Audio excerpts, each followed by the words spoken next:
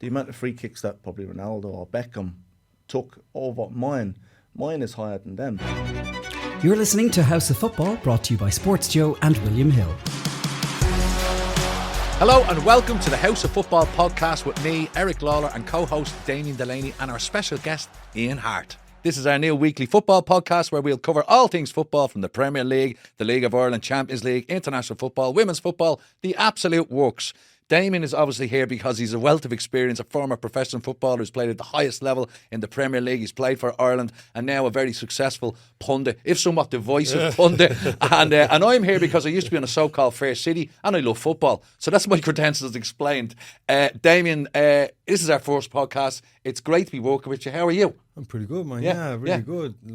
Lovely spring day in Dublin. Where else would you rather be? Exactly, yeah. Maybe Cork's is you. But what I will say to you, Damien, is like I just mentioned that you're a very divisive pundit. Yeah. Can I just get, before we even start this podcast, who did you support as a child growing up? Who was your football team? My football team growing up was mid-90s. Yeah. So it was Newcastle United. No way. Yeah, Tino Asprilla. The Keane team. That nearly won the league. Yeah, absolutely. Tino Asprilla, David Ginola, Philippe Albert, Peacock. I could name that whole team for you. Yeah, absolutely. But Tino Asprilla was the one for me. I used to have, remember that maroon and blue striped Newcastle shirt with Newcastle brown ale on with Asprilla. And that was your jersey. Oh, it was incredible. Like that thing. Did he get a hat-trick against Barcelona or something in the Champions League game? I think he was amazing for it. Yeah, listen, he was unbelievable. Like that jersey was probably peeled off me back, I'd say. I wore it every day. Fan, that's very interesting. Yeah. And then what we need to do now is tell people that we do have guests every week, and we're delighted to say that the first guest on the very first podcast is the amazing Mr. Ian Harte. Ian Harte, you're very welcome. Thanks for having me. Yeah, it's amazing to have you two lads who know what playing for Ireland is all about. You've had a wonderful career with Ireland, and I think the first thing we need to launch into, lads, is the match last night. Ireland against France, our first opening qualifier. We were beaten 1-0. We gave a good account of ourselves. How did you feel about the whole 90 minutes, Damien? What was your feelings? Well, I think it was an exceptional performance. It really was against the number 1 or number 2 ranked team in the world. I know they got to the final and they were kick a ball away from winning it. So we did everything that an Irish team you'd expect of an Irish team. We defended resolutely in numbers. There was a kind of strength in numbers, a comfort with that. And then we picked and chose our moments on the break, and we managed to get to 81, 82 minutes at 1-0. And then the cavalry came on, and we could have nicked it. So it was an exceptional performance. Very, very unlucky. And there's a lot of positives, and such a feel good factor about the game. Now, obviously, there's a flip side to all of that as well, or a difference to it. So we'll get to that. Yes, we will. Ian, you were obviously at the match. You saw the match. What were your feelings? Yeah, I watched the game. I've been quite critical of Stephen, but I think tactically, he got it spot on last night.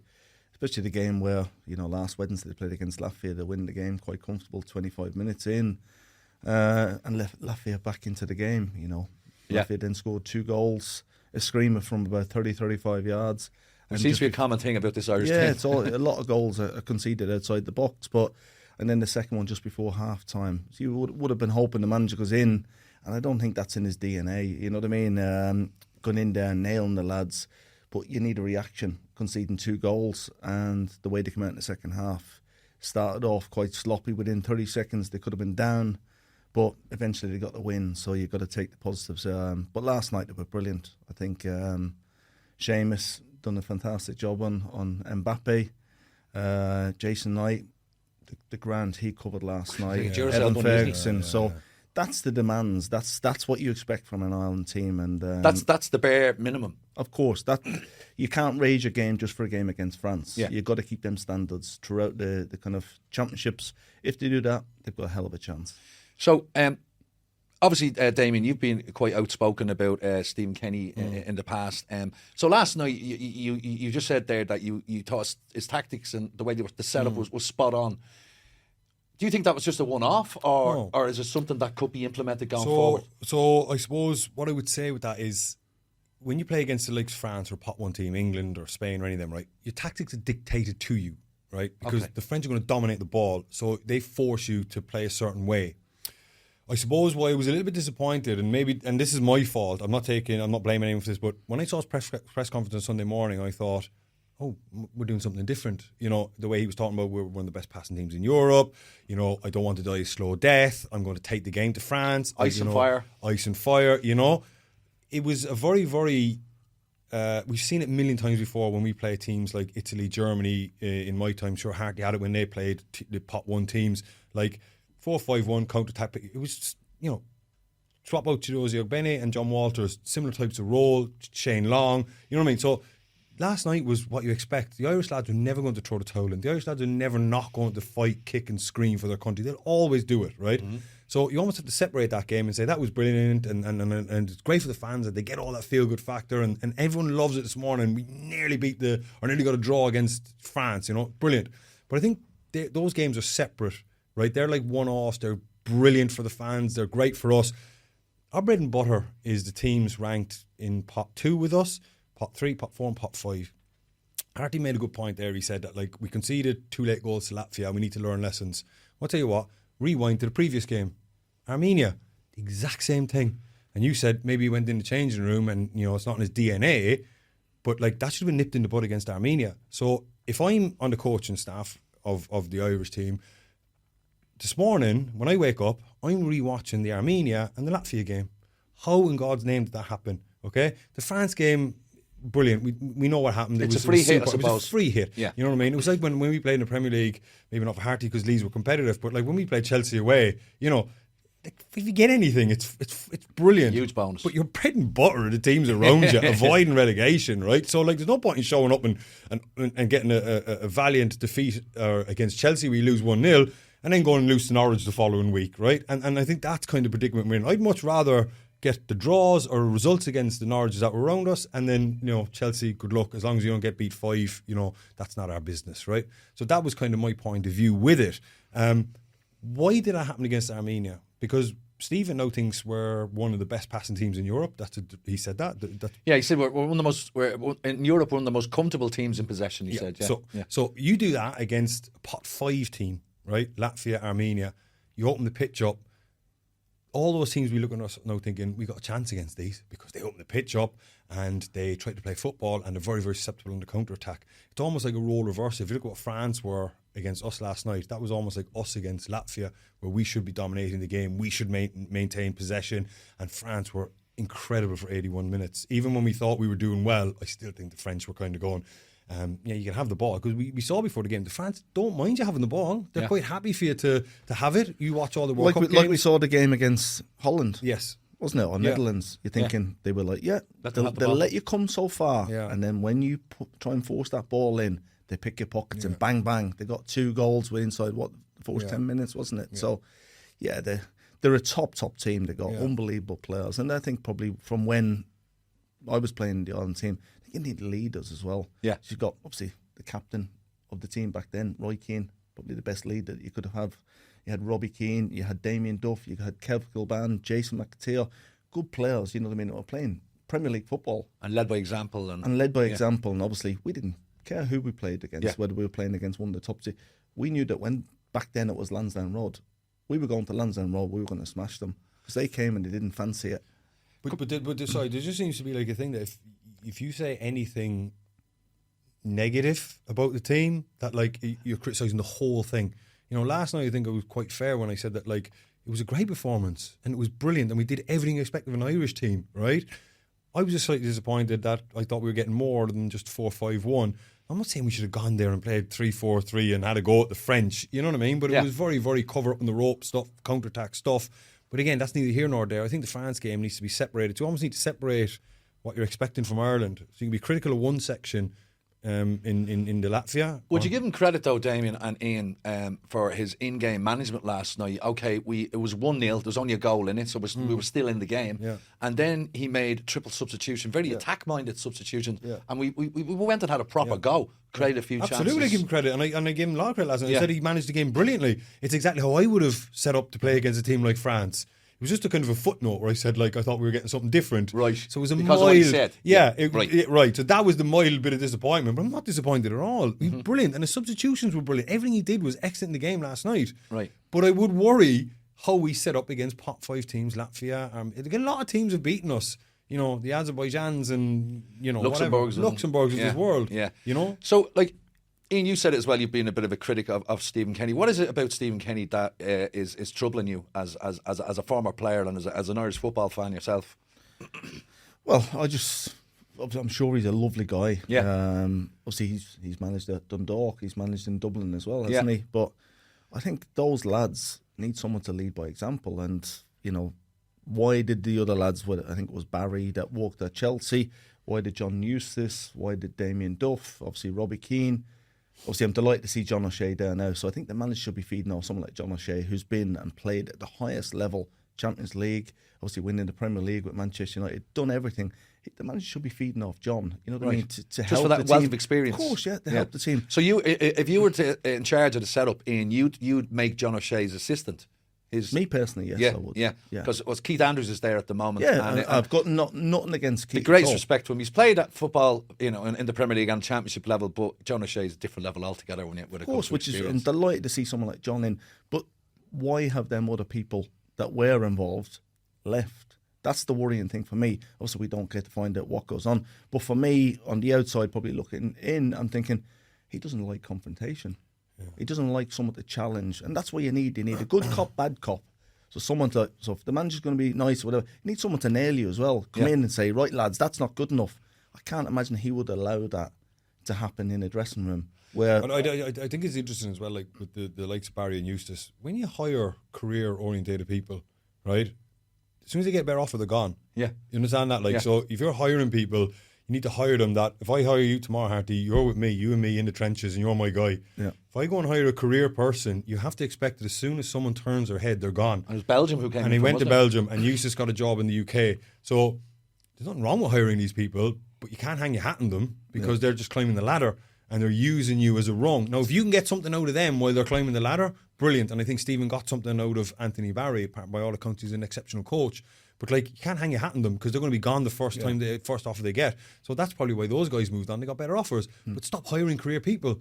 Hire people that are in with you. They're, you know what I mean? That regardless, that if Belgium come calling, loyal to Stephen because Stephen's my guy. He hired me. He gave me my chance. Yeah. Now, if I can work both jobs, great. Or if I can work a club job with my international, like John O'Shea is doing, no, we got no issue with that. John's with Stoke, is it? John's with Stoke, yeah. But stop hiring career people if that's what you're worried about. But John has played for his country. Yeah. You know, he's passionate. He loves his country. So I think it's important, and I'm delighted to see him involved. Yeah, it's a step in the right direction. Of course, kind of thing, bringing people in like that. Do you think Stephen Kenny as a man is probably... He's not the type of manager who will absolutely rip the balls out of his team at half time if they're not doing their jobs, or is he? I don't think he's not his nature. I don't think he's that guy. I don't think he's the one that comes. Well, in every interview that I've seen, I've never seen him like be critical of his team and say, you know what, we were sloppy there. We need to be much better. Actually, he always after the Latvia game, he dropped in a word complacent, and he caught himself, and he went, you know, maybe a bit of complacency. No, that's not the right word, and he reworded it. So that's what I'm saying. How much he doesn't let negative. You know, he probably didn't want to say my players got complacent in case he offended them. That if the players watch it afterwards, they might go, no, we didn't get complacent. So he reworded it. Now, whether it's for himself or whether it's for his players, I don't know. But so there you go. So when the players, he's obviously he's saying stuff like, okay, Ferguson Alex Ferguson was the master of the mind games when he went to the media. Even when United were absolutely shite, he would never publicly admonish them. Yeah. Do you know what I mean? He'd do it behind closed doors, of course, but he wouldn't say it on the TV. Yeah. And I wondered, is Kenny, not liking Stephen Kenny to Alex Ferguson by any means, okay? But is there an element? The same tactic is what you're saying. The same. Yeah, do you know what I'm saying? Well, yes, but then like Alex Ferguson would say things on the media, and on Monday 2 players would be sacked. Okay, you know what I mean? Right, he was saying one thing but completely doing another. But Hardy's original point was stands up. It happened against Armenia and happened again against Latvia. That's what I'm going home with now on the coaching staff, and I'm going, why has this happened? How did that happen? What changed? Did we do something as a coaching staff? You know, I remember after the Armenia game, Stephen gave an interview and he said something along the lines of like, you know, we were great, we were 2-0 up, and I just, you know, I saw Nathan Collins was joining in and the centre-backs were, you know, and it all got a bit easy for us, you know what I mean? Mm-hmm. So then he's a coaching staff has to look at that and go, I'm on the sideline and I saw it happening. So I need to nip that in the bud very, very quickly. You know, I need to go, Nathan, you know, it's still only 2-0. You know, if it's 4-5, then maybe, right? Yeah. Well, it's only 2. Well, initially, when that ball got flipped over the top, and we're saying if Mbappe had been on that, remember the striker went in, he plays it. I think if that had been Mbappe, he's in, bang, it's finished. And that was a kind of a wake-up call. And then from that, bit sloppy, wasn't it? Doherty trying to flick around the corner, the intercept, and the guy sticks a scream. But at no point against France did we leave any of those spaces behind or down the sides of us, because it was a flat back 5. Right? It was like counter-attack. It was a flat midfield 4. There was no, like, Seamus done great. He done brilliant. And you'll understand as a fullback, he had a lot of cover that he was able to go tight with Mbappe. Right. The worst thing is if you're on your own with Mbappe and you go tight with him, and you're kind of caught in open space, you're looking going, oh my God, if he turns and runs, I'm in trouble, or he can go inside. But every time Seamus went tight with him, he knew, if I get beat, I got Nathan over He had the top protection of me. behind. I got Malabi and Cullen inside me, and I got Chidozie right here. Yeah. So I can go tight knowing that if he does slip me, I've got help over the top. I'm not like lessening or dismissing what Seamus did. He did an incredible job. And it was a great setup by the manager. He's a lot of credit for that, that way he set up and dealt with Mbappe. Well, I'm glad you give him a little bit of credit. I give him a lot of credit. No, man, come on, I do give him a lot of credit. Yeah. It's just that, like, you know, there just seems to be a culture that you can't say anything bad about this Ireland team. You can't, not even bad. You can't say anything going, oh, I'm interested in that. Yeah. But like last night, I felt I gave an incredible amount of credit, an awful lot of credit, but I also had some reservations, and I just voiced those as well. But people just seem to hear anything negative, and that's it. They're off. Yeah. Going back on where you're saying Stephen Kenny, Sir Alex. Sir Alex was the manager, but Sir Alex let Roy control the dressing room. Right. And Roy demanded each day in training, lead by example. What you're going to... So you had Nicky Butt, you had Scholes, you had Nevilles, the Beckhams, like proper leaders, and you know. And he set the tone, the standards. He set the tone, the standards. Yeah. And if you dropped, you were getting it. For the young lads as well, he was quite critical of John when he was coming through, and I think Fletcher, because there's certain standards at Manchester United, and we want to be the best. So you mentioned there Roy Keane, okay, as a leader. You obviously played with him and were managed by him as well. When you played under him as a manager, did you notice a difference in him, or was he just the same Roy Keane? No, completely different. Was he really? Yeah. Yeah. In what way? Well, I think naturally you change from being a player to being a manager, and it was. I was playing in Spain at the time, Levante. I moved back, went to Sunderland, so there was Dwight, Yorke, and Andy Cole. So it was completely different. I went in there. I was only there for a year. I didn't play too many games. I think the majority of games that I played, I ended up playing at right back. But I've got the utmost respect for Roy. You know, you got on with him. Oh yeah, to be honest, like he's a great guy. There's many times where we used to be in the Ireland team, and the lads would all clear off up to rooms after tea.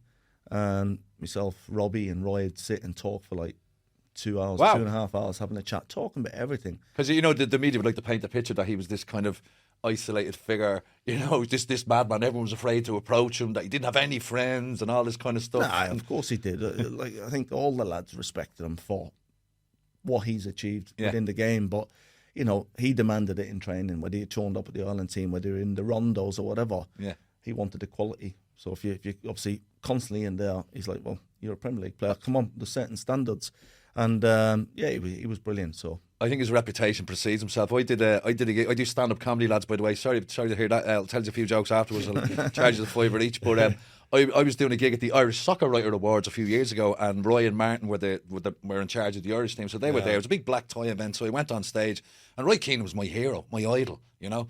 And I walk up on stage, and before he started the gig, I went, so I have everyone's attention here. Before I start the gig, can I just say to Roy Keane, Roy, can me and you have a selfie after this? And I knew what his answer would be. And he just went, no. The whole place exploded laughing. And I went, great, I'm off and running. So he was doing the gig. I did 20, 25 minutes, and I kept glancing down, and he was laughing. And here it was, to me, oh my God, I'm making Roy Keane laugh. This is amazing. And the gig is over, and I'm walking past him. And he leans back in his chair, and he grabs me, and he goes, that was very funny. I really enjoyed that. He says, of course you can have a selfie, but let's go outside in the lobby, because if we do it here, everyone will be asking for one. You know, and he stuck to his word, and that was a side I never thought I'd see of Roy Keane, you know, because I was absolutely trembling in his presence, kind of thing, intimidated by the man. Anyway, we're neither here nor there. So any more, like, so you said there, Damien, that we won't be judged on the games we play against France. We be judged against the games we play in the group. Yeah. Our next game is the middle of June in Athens against Greece, who are I don't know whether they're of similar level or probably a better level than what we are. And then we've got Gibraltar afterwards. What would you like to see now going into that game? I like everything we've been promised, retaining possession, creating chances, and scoring goals. Like, the things that Stephen has had time to do. 3 years in the job now, Nyan, just short of 3 years, I think. So, he's had a playoff that he was handed by Mick, for the I don't think he was handed it by Mick. I think the FAI took it out of Mick's control. Yeah, okay. Mick should have been left. Okay, maybe we wrong choice of words. But then he had a full Nations League, a full qualifying campaign, a full Nations League. So all the ideas he's been talking about, all the ideas that he's been implementing, most managers don't get that amount of time, especially in a national team job. The country have been incredibly patient with him. They've given him all the leeway to put in place things he wants to put in place. But in my personal opinion, it's time to deliver now. The day of judgment is in June, and I think minimum for Stephen Kenny in this group is to finish third. You have to finish third ahead of Greece, and if you're going to finish third ahead of Greece, you got to go to Greece and get a result, and then beat them back in Dublin. Yeah, right. So you have to go there and get a result. So you need to get 4 out of 6 against Greece, 100% minimum. And then you might get lucky. You might get Holland on a bad night in Dublin. You might get Holland on a bad night in Amsterdam, and then obviously you get 6 points off Gibraltar. That's it. Nobody ever has a bad night in Amsterdam now, Damien, in fairness. Well, sorry. That is where we're setting the bar, and I don't think that's harsh. I think he's had all the time to put in place, blooding young fellas, getting experience, building the team, getting his philosophy across to them. That's it. It's put up or shut up time now. It's no more excuses now, isn't exactly. it? You're based on results, and obviously I don't know the stats, but the amount of games that they've won. It's a very low return in competitive matches that he's won for sure. But to play, here's an interesting one. I just had a thought, right, and we touched on this last night. The level of friendly games we've been picking, right, recently. Andorra, Malta. I know Qatar were in our group. Liechtenstein, were they friendly, right? Yeah. You're choosing to play these games, right? Now, if you're a cynic, which I'm not, you could say it's stat padding, you know what I mean? Trying to get wins on the board and goals and stuff like that, or you want to test out your new system against pot 5 teams, that's okay. We need to start picking better quality of opposition now, in terms of... The team is going to get better, isn't it? The only way you're going to get better. You're going to learn nothing playing against a Latvia. But there's fewer windows now for international football to do that friendlies, isn't it? Because we have the Nations League now, and that's why that was set up. 5 friendlies we chose there. We went to Andorra in June. Who chooses to play Andorra away in June? Was it June? And by the way, we were 1-0 down after 60 minutes, and we ended up winning 4-1. Yeah. Right? But, have any Ireland team ever chosen to go and play Andorra away? Have we ever chosen to play Malta? The highest calibre of friendly we've picked in the last 5 or 6 has been Norway. And I think that is interesting. Yeah. In terms of, if we're going to start playing a better brand of football, we need to start implementing a better quality of opposition. And again, that's just a footnote, a little side point. I still think it was a great performance last night. Why are we going to Greece in June? Can the FAI not say, hold on a minute, right in the middle of the summertime they're going to be used to the heat. We're not. For me, I look at the people that put on their suits and jackets that used to sit on the front of the plane. Yeah. And Roy changed that philosophy where the players used to sit on the back, obviously squash seats, and the big wigs sat at the front. Roy went in, changed their mentality, got them all at the back. They just turn up for these games. Nice week away in Turkey, a week away in Greece, a bit of sun. They should be questioning that. You know what I mean? Say, well, isn't it like in those negotiations for fixtures? Isn't there a bit of give and take as well? So, I mean, you look at the fixture list and you go, well, before we even play Holland, we will have played France twice.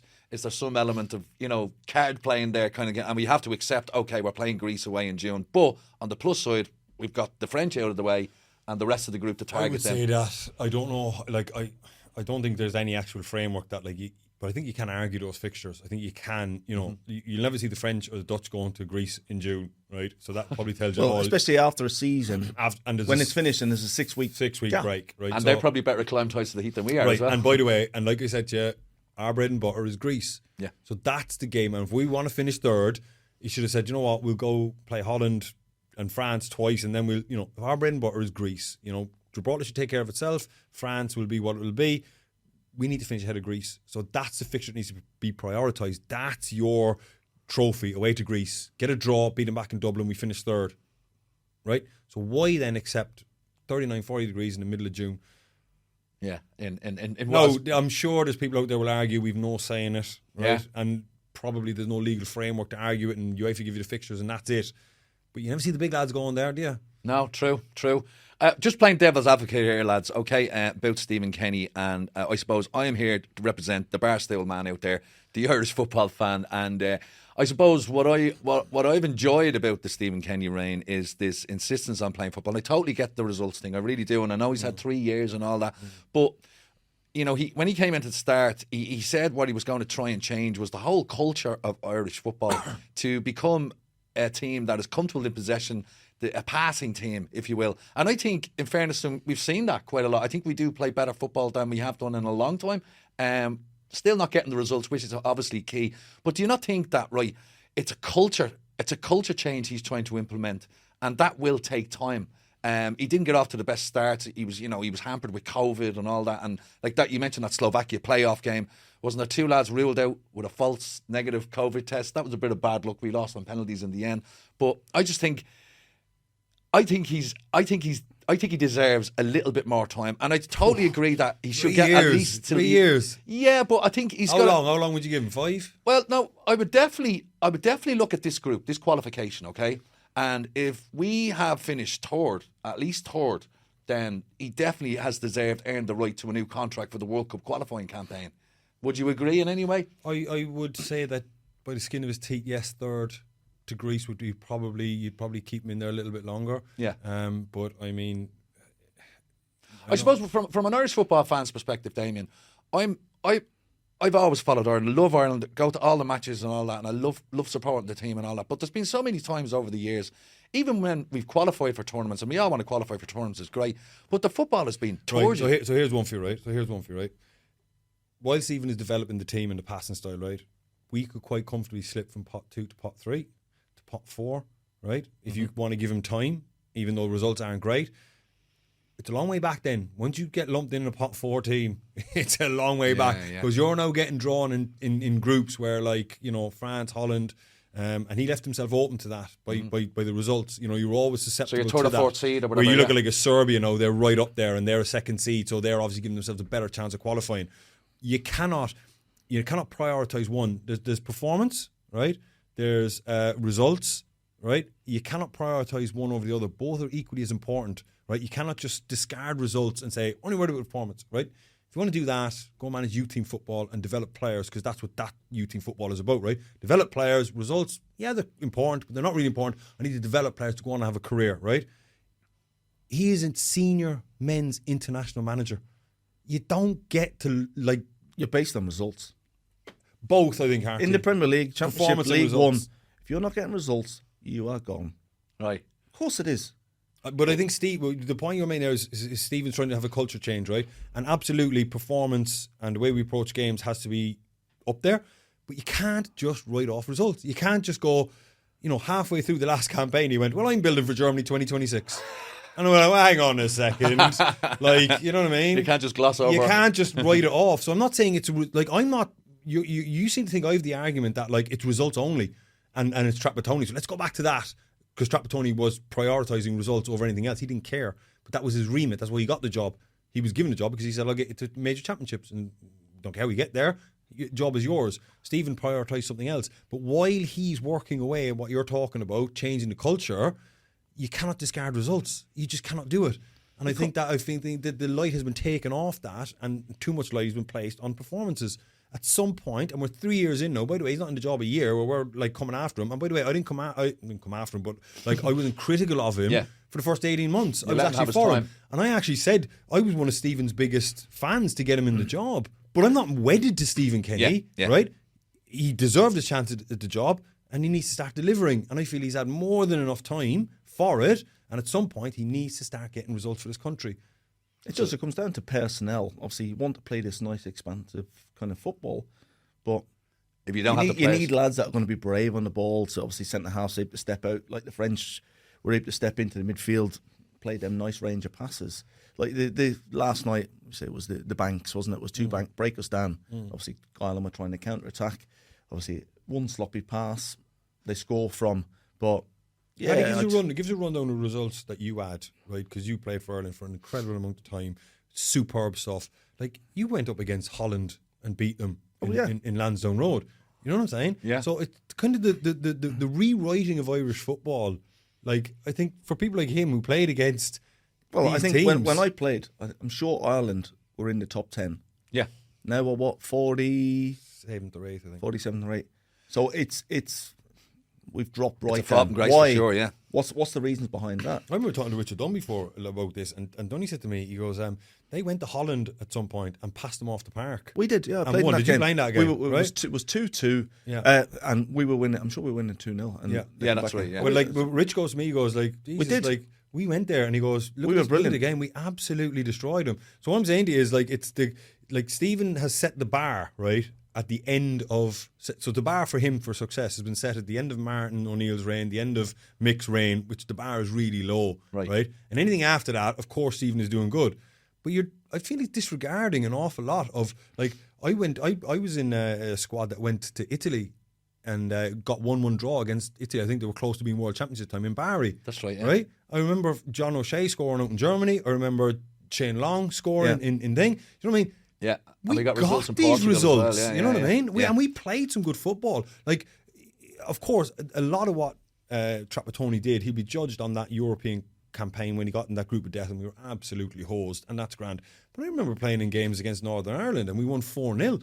Played some unbelievable stuff. Yeah. We played against Georgia, played some great stuff, really good football. So I just think it's just the rewriting a little bit of Irish football history. People like even him. going back to say Jack, like, people say, well, the football and the Jack got results. Yeah, isn't it? He got results. Mick got results. And I suppose because I think Jack was brilliant, obviously a national treasure, and he got us to our first World Cup and our first major tournaments. Yeah. And there was so much goodwill towards him. And at that point, I don't think it mattered to the Irish football fan what style of football we were playing because we were getting results. But now I just think, like, I suppose when we look at other countries, right? The likes of, when you look at other countries with similar populations, the likes of Croatia, the likes of Denmark, the likes of Norway, and we're like, these lads are playing good football, producing good young players. Why aren't we able to do the same? Well, now you're going into a different sphere of producing players, and that's a whole other discussion in terms of how we're developing players and the academy systems here, and why we were off selling that to the UK for years. I know that market has been taken away for us. So how are we going to produce young players? That's a completely different. We'll cover that in the next podcast. That's a big conversation. Well, I know Bows have gone full time this season, and they've got an academy which is producing a lot of players going over to England at the moment. I mean, Evan Ferguson, of course, is the biggest one of all. Bows haven't been a chance. Did I mention I was a Bows fan? Did I? We're getting that vibe off here, right? I actually saw you playing at Dalymount one time. Did you? I forgot about that. I never played there. Let me remind you. What happened? You were playing for Cork City, and one of the greatest own goals I've ever seen. I made a career of having a short memory. Damien, explain your thought process for that goal. Sorry, Never Ian. happened. So Ian doesn't know. When Damien moved back to Ireland, he signed for his hometown club, Cork City, and Cork were flying big team, really successful. They were playing balls in Dalymount, and Damien gets the ball out on the wing, and he's being closed down. Looks across, sees the goalkeeper, plays it across the box. And it goes into the corner of the goal. It was one of the best own goals that I've ever seen. Do you know when them ones are in the full back area and you're playing to the goalkeeper, but he's come out and given an angle, and I've rolled it, and it just caught a slope and just ran in at the far post. It was comical, like, you know what I mean. But what can you do? These things happen in life, you know what I mean? Harte, you know. Did you ever score an own goal yourself, Ian? I don't think so. No, I don't think Have so. you not? Wow, as a defender, that's very unusual. Maybe you've I've blocked it nearly out. I've nearly as many own goals as I do actual goals. I think I did. Yeah, possibly You must against have Bolton. done. I must surely. have. Yeah, You must have done. Gee, there's no way you went. Yeah, the your whole ball's gone in career. the box, and you're trying to get a head on it. 100%, Yeah. So. See, short memories. That's Yeah. Selective memories. All right, Ian. We want to talk to you about your career as a Premier League footballer, playing in La Liga and Irish international. You were an 18-year-old when you made your debut for the Irish team in the US Cup or something. Was it a US trip or something like that? Was it? Well, we did have a trip over, and I think we played against Mexico and that. Yeah. So. And what was that like as an 18-year-old going into that environment? Like, it was an end of season trip, I believe, wasn't it? So yeah, was it like, and who was the manager at the time? It was Mick. It was Mick, right? Yeah. So he brought you in, and what was the culture like? Was it viewed as a bit of a holiday, a bit of a piss up? I think the rules. I was only 18. can't drink in America. Oh, until, Jesus, yeah, of course. So, yeah, Wow. so no, it was brilliant. Obviously, great experience to travel over there. I scored against Mexico. I'm sure I scored against Mexico at the Giant Stadium as well. Wow. So, yeah, of course. But I moved to England when I was obviously 15 to Leeds as a striker and got pushed forward and forward back. So I played obviously left wing, centre half, and then decided at left back because of my blistering pace. You went as a striker? As a striker, yeah. Who did you play for in Drogheda? I didn't. I played for Kevin's. St. Kevin's. Ah, right. They have a big alliance with Bows, Damien. Don't know if you know about that. But anyway. Everyone knows beats every time you mention Mouse, like you're swearing. I suppose one of the biggest moments of your life, Ian, would have been playing for Ireland at the World Cup in 2002. Yeah, well, for any lad, to grow up in Ireland, and you watch the World Cup in America when Ray Houghton sticks the ball in the back of the net. So for us to dream, to let alone go and represent your own country and play, I played 63 times, scored 12 goals. It's the best feeling in the world, stick on the green short. So it's unbelievable feeling. And when I was reading up about you during the week, it only came to light to me, and I never knew this, and it was the fact that you went into that tournament with an injury. Yeah. But because it was the World Cup, you weren't missing the World Cup for anything, whether it was...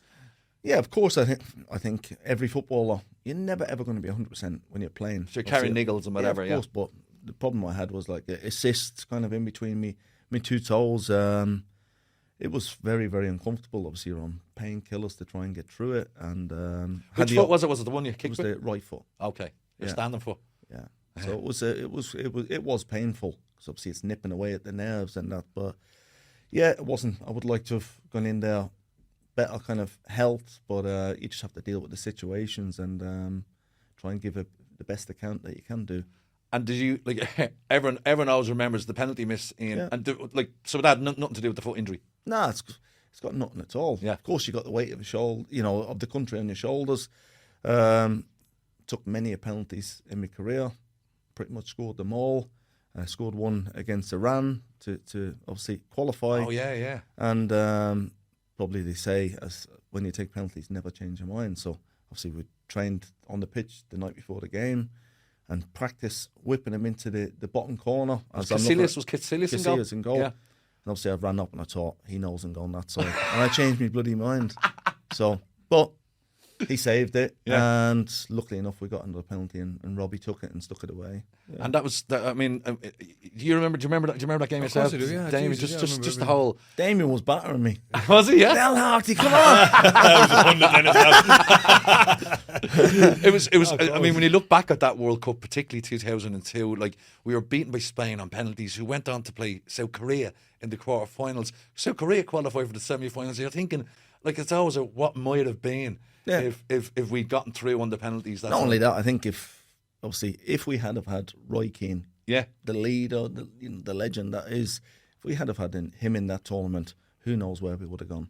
I mean, you're talking about a potential World Cup semi-final and maybe even a final, Yeah, you never know, Damien. Let's dream big here, you know what I mean? And a man of the stature, Roy Keane, in that squad. Yeah. And even without Roy, we were so good. We played really good football in that tournament. And because it creates an opportunity for someone else to step in and step up to the mark and that. And yeah, I think everyone within the group got on well. And I say, just unfortunate that we couldn't have had someone like Roy, the captain, to help us younger lads, guide us and help, advise us what to do. I remember talking to Niall Quinn one night there about that game in Iran and the atmosphere and the crowds and getting to and from the stadium. Wow, you read about stuff, but Niall was filling me in. It was scary. Yeah. It was, yeah. So you're going through the streets of Tehran with all the Iranian supporters out in the streets trying to create this atmosphere. He said there was 100,000 fans outside. 100 plus. It was full at midday for the game, and it was just like one of those. There was 100,000 in the stadium, wasn't there? Yeah, on the night it was men. And there was only a few scatters of women, but I think they were like the journalists that travelled from Ireland. Yeah. But they had to wear the hijab, Of course, yeah. Glad you know the name. Because it was intimidating, yeah. Yeah, I'm sure it was. But it's one of those legendary things, because, you see stuff like maybe South America for a derby, Boca Juniors against River or whatever, and people talk about white-hot atmospheres, but like the way Niall described that seemed like terrifying and awesome at the same time. You know, I remember when they were leaving, it wasn't hours awesome to get away from the It stadium. wasn't awesome, like, Shazeen. yeah, but I mean, like, you know, it's a football match, so like, you know, in reality, you know, you were going to be relatively safe. Yeah, for me, the scariest trip I've ever had was Leeds played against Galatasaray. Oh, Right. yeah, of course. As we travelled, Of we obviously course. landed over in Istanbul. We got off the bus. I mean, there is thousands and thousands of fans, banners, flares, Welcome to hell. at the airport. And you're like, what is going on here? You're getting phone calls the night before the game in your hotel. They want to kill you and this. That. Honestly, What? yeah, it was honestly. And then we're watching the telly that night, and then you, unfortunately, 2 Leeds fans lost the game. Obviously, if that happened today, it would have been abandoned. But we got on the bus. We had armed police running alongside the bus, going to the stadium. We got there about 2 hours before the game. The stadium was full, flares and everything. You're thinking, it's like the most terrified I've ever been. And what, like, even when you walked out onto the pitch as well for the It was warm-up. it was packed, and the chuck and everything. Oh, they're throwing stuff as So well. obviously, you had the police with the kind of I remember that. I remember the seeing shields. it. Yeah, The like, shields it was like up, one yeah. of those, you know what I mean? One of those surreal experiences, you know. You're going to tell us something about Daly Mount Park, aren't you? That's my shtick, David. You're going to throw it out there. You figured me out already. So that was for me. That was the scariest thing that ever happened. Damien, yourself, what's the most intimidating atmosphere you've played in? Jeez. Or man, would you be the type to get intimidated, or is it something No, that it's just spur you like on? a lot of derby games, you know, some great atmospheres, you know, big games, but nothing to the scale of what Harte's saying there, because that stuff doesn't happen anymore. UEFA have obviously got strict protocols now about teams travelling and security and whatnot, like, because safety is you hear even recently though, it was a Real Madrid playing Liverpool or Anfield there recently, the night before the fire alarm going off in the hotel. Yeah, they just kind of that thing. stuff. But I mean, that's. Yeah, but I think it happened. Happened last year, wasn't it? Everton played Chelsea, wasn't it? And they literally fireworks are outside the windows, and all they see the Chelsea staff going, "What is going on?" Everton won the game. That's hijinks as opposed to like death threats. Yeah, you know what I mean. I think in the UK that stuff has kind of been eradicated. But like obviously derby games are great. Like, you know what I mean. A funny story when like I played at Hull for 6 years, right? And like Hartley won't know this, like, but Hull's biggest game is Leeds. Right. You know what I mean? Yeah. But Leeds obviously didn't know anything about Hull, you know what I mean? Because Leeds were off in the Champions League and stuff, while Hull were in League Two. But there was always a Yorkshire feeling. And when I signed for Hull, it was always that, like, fucking Leeds, you know what I mean? And then eventually in, I'd say, 2006, we met on equal terms in the Championship. Right. So we'd obviously got back-to-back promotions in the Championships, and Leeds had tougher relegation. And that was like the biggest game for Hull, I think, in a long, long time. Ellen Road. It was fever pitch. It was brilliant, and we played them then at the KC Stadium in Hull, and we won 1-0, and that was like a thing. But it was full house, and I just remember all week the atmosphere in Hull was brilliant.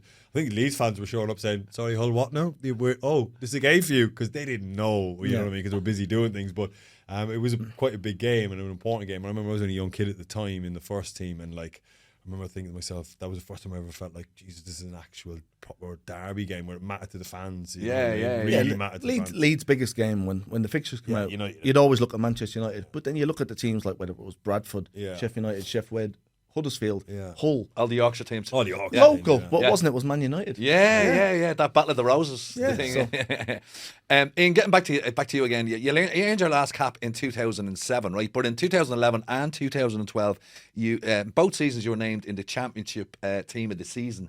I mean, did you ever get close to being called back up to the Irish international team? Well, I remember I was playing at Reading at the time, and obviously Shane Long, who was coming across, and I spoke to Long, and I says, like, honestly, I was flying, I was scoring goals, probably playing amazing football at Reading. And I said to Longy, and I says, have a word with Trapattoni. And Trapattoni's reply was, I never knew he was Irish. What? Deadly serious. Swear down. So Longy came back and says, I mentioned to the manager, he says, I didn't even realise Ian Harte was Irish. Wow, that's incredible. I'm Yeah. delighted to hear that managers coming in with all that research and information given to them about the players that are out there. Yeah. And like, and even so, did he mention then? No, he is Irish. You did. Yeah, and I never got the call. So What a waste. What a waste. I know.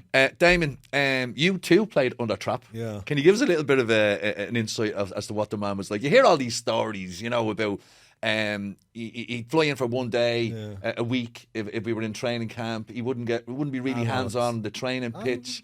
his English wasn't 100%. English wasn't good. Liam Brady used to do, and Tardelli. I know what was the woman's name? His translator. She did a thing on her own. I can't remember her name now. Small little, like straight brown hair. Anyway, it'll come to me later. But on the training pitch, Liam Brady used to do all the translating. But Trapp was hands-on. And he was he? Absolutely, yeah. And he had a fitness coach who did all the warm-ups, but it was just shape. It was just 4-4-2 shape, and he just was, reiterating things. Sometimes you could hear him, like if something went wrong, you could hear him screaming in Italian, and then Liam wouldn't translate. You're like, only gamble that wasn't a good thing, Liam. So, but he was very good at that. And no, he was in for the whole week, absolutely. And him and Marco and Liam were like, and then the fitness coach were a tight trio or tight, knit group. Them 3-4 lads together. So no, he was in. He took training. He was part of it. Liam was always talking over him, repeating it in English, and he very, very simplified in what he did, and he's very, very effective getting us to a major tournaments and competing against some big teams. And he took the great traits that we saw last night in Ireland: fighting spirit, togetherness, bodies on the line thing, stuff that we're known for, and Trapp harnessed that and just ran with it. Obviously, he'll always be judged for that Euro 2012 group. Where which was a horrific as group. A group at that, he got absolutely destroyed after. But I suppose the way he approached games, national teams in major tournaments are a different animal. Like when you get the likes of France in a qualifying group in Dublin, like we did last night, versus getting them in an actual World Cup. They're a different animal, and unfortunately, we got drawn in a group that was just. It's impossible. Yeah. Spain at their pomp as well. Didn't Ledge score in the first game, didn't he? Did we go 1-0 up? Yeah, no, we went 1-0 against Croatia. Yeah, it started so great when Ledge scored. Oh, no, sorry, they went 1-0 up and we equalised. Okay. And it was like we were on the front foot. Yeah, absolutely. And then we got put back in our box. 3-1, I think it was. Yeah, Ian, I want to go back to you. There's again, do me research on you because that's what I do. But you were linked with Barcelona and Inter Milan during your time as a professional footballer. Like, were any of those links actual genuine? Did you hear anything? Were you excited? I've honestly no idea. Really? Yeah. So whether there was or there wasn't, obviously I was happy at Leeds. There was a lot of interest from teams in England as well, but I think the team, it was quite a young team. Harry Kewell, Alan Smith, you had James Milner coming through, you had Aaron Lennon, and then you had like a bit of experience, Olivier Dacour, you had Lucas Radaby. It was a great team. He was a player. Unbelievable team that we had then. So being part of that, when you're in a successful team winning games, you're obviously going to come to the attention. You're never interested in really leaving that environment. So how does that work, lads? Both of you have played at the highest level, and as football fans, we see these rumours in the papers. Do players read these rumours? Do they get? Do they look at a rumour and go, "That's bullshit. That's not true. That's just a newspaper headline." Yeah, or is there actual? Is there actual substance behind the rumours, and how does it all work? Do you get a phone call from your agent going, "I've had a phone call from Barcelona, I've had a phone call from Manchester United"? How does that all work? Personally, I think it's a lot of fish and chip paper. Okay, they have to sell paper, so they need to put headlines out there, stories in it. Sometimes there will be the odd thing that is true. Majority of the time, it's as I've said, fish and chip paper. That's interesting. And even if it is true, right, just even on the whole transfer process, I think a lot of football fans are fascinated by when a negotiation happens, when a player is approached. How soon do you get involved in negotiations? What do you say to your agent, what you're looking for? Clauses in contracts, all of that kind of stuff. Your agent will tell you what's on the table. Do you know what I mean? Your agent will phone you and say, "Look, so-and-so want to sign you. But, I think there's a deal to be had. I've spoke to your club. They're open to selling you. So there's something to be had, and I think we can get X, Y, and Z out of this new club in your wages." And then the agent will just say to you, "Just sit tight, I'll deal with it and I'll get back to you when there's news." And then it'll all happen very, very quickly, doesn't it? Like, obviously you get a phone call, you're like, "Can you get to Gatwick, or can you get to some airstrip?" You're going, right, we are going, and that's it then. And is initial contact usually made with the agent, or have players been rang directly from, say, a manager? The club normally phone up the agent. Right. And that's the right way to do it. No, it's not the right way. Oh, it's not? No. Okay. You're not allowed. That's kind of... Tapping up? That's class, yeah. It's technically what's happening. What they're meant to do is go club to club. Right. Well, that never happens. It never happens. That's what I was going to say. Like, surely there's a lot of tapping up. It's a murky world, yeah. It is. Yeah. There's a lot of grey areas. The right way of doing it is, obviously, to keep everything above board and clean, it should be club to club. Right. But there are back channels and there are obviously things happening. Then you get into a scenario where all of a sudden there's an agent who's not representing anyone, and all of a sudden he just decides, jumps on the bandwagon. He just decides, to a player, I think Barcelona want you, and the player goes, oh yeah, I want to go. Then he goes to Barcelona, he goes, well, he wants to come to you. All of a sudden, magic is made.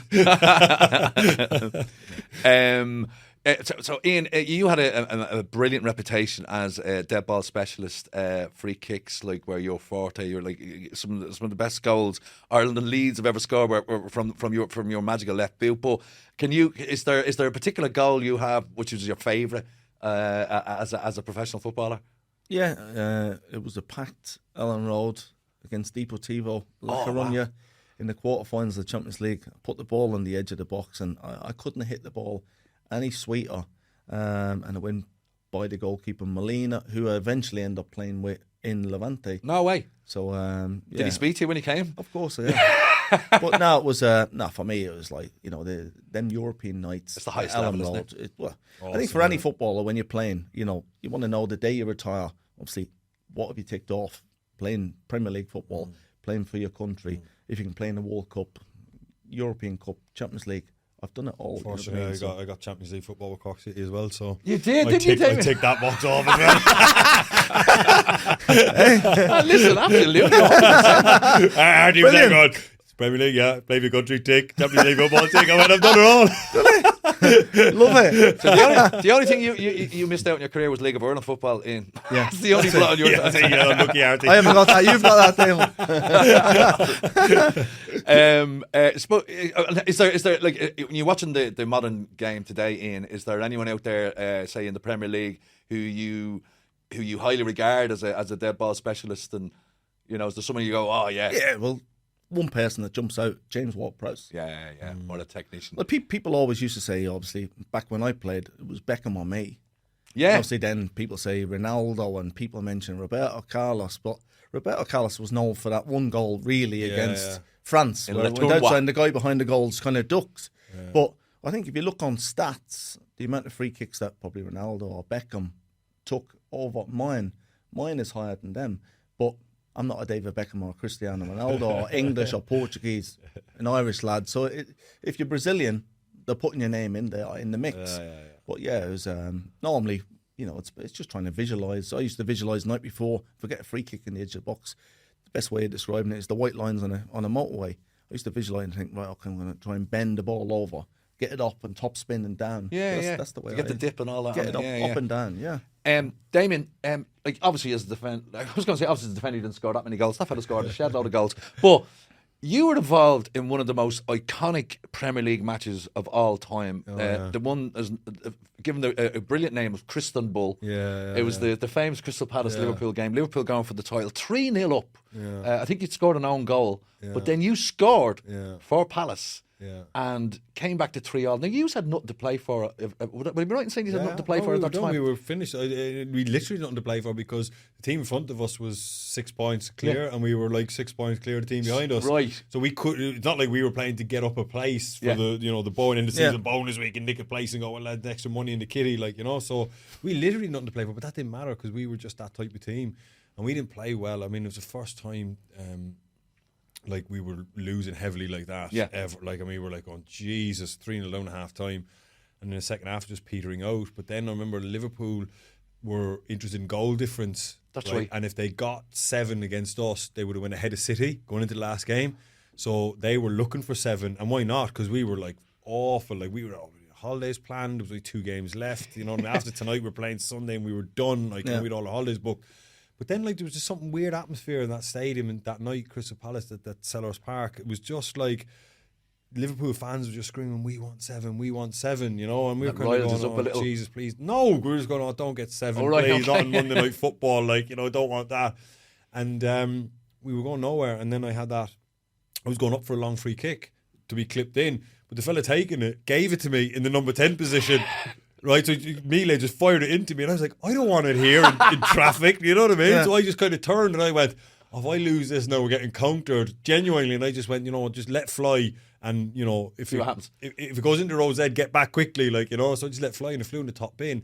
But then it was like a light switch in the stadium. Something just changed. Happened where the mood changed. It was just like it's hard to describe, but like the levels went up and you just felt, oh my God. And then the team, we just got going. Dwight Gale. And Gailey scored too, yeah. And then we and did you notice a visible shaking in the Liverpool team, the nervousness creeping in? And yeah, but I think then Rodgers, like, didn't, even when it went to 3-2, he never made defensive subs. He had defensive subs on the bench, and he never went, you know what, let's just get the win now. 7's gone. Was that at Palace? At Palace, Sellers, yeah. See, it's a difficult ground to go to. It's one of the most atmospheric grounds. That year, you see, like, I mean, 2 or 3 years previous, Palace were in administration, so the fans were like on the floor, and all of a sudden they're playing in a game, you know, that magnitude at the end of the season, one magnitude for us, for them.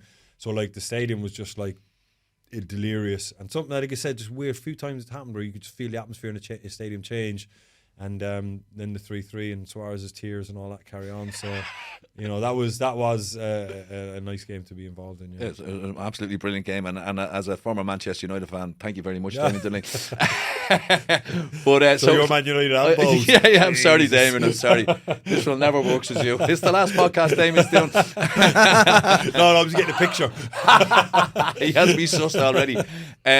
So listen, lads, we've come to the end of our time here, and Ian, thank you so much for being our very first guest on what we hope will be many, many podcasts. It's great to hear an insight from you, being a fantastic servant to Ireland, to Leeds United, and having an amazing professional career. So thanks very much for joining us. Thanks for having me. Thanks very much. And Damien, thanks very much for not being too hard on me, my lack of football knowledge. Not at all, man. Jesus. No, you got, like, you know, just, like I said, just building the picture. Yeah, you're building the picture, and I hope to see you next week. All right. Okay, lads, we're going to have to wrap it up there. Time has been our enemy, but this has been the first episode of the House of Football, brought to you by SportsJOE and William Hill. It's been an absolute pleasure having our guest Ian Harte on, my co-host Damien Delaney, and we'll be back next week with more football talk. Thank you. You've been listening to House of Football, brought to you by SportsJOE and William Hill.